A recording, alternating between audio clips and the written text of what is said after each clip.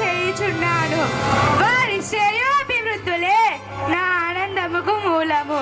నా ప్రజలు, నా కుటుంబం, వారి కన్నీళ్లు నాకు సహించవు.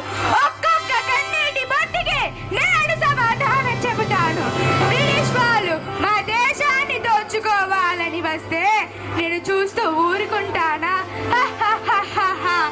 ఎంత మాట, ఎంత మాట! నా చేతులు గట్ట ఉన్నంత వరకు జాతి మీద ఎవ్వరికి హక్కు లేదు. ఒరే తెల్ల కుక్క, ఎందుకురా ఇవ్వాలి నా రాజ్యం? ఈ భూమిలో పుట్టావా? ఈ మట్టిలో పని చేసావా?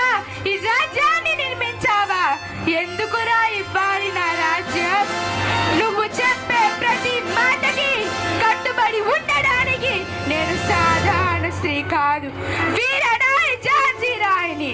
నా ప్రతి అణువు నా దేశానికి అంకితం. నా ప్రతి రక్తపు చుక్కలు నా దేశ ప్రజల శ్రేయస్సు కోసమే.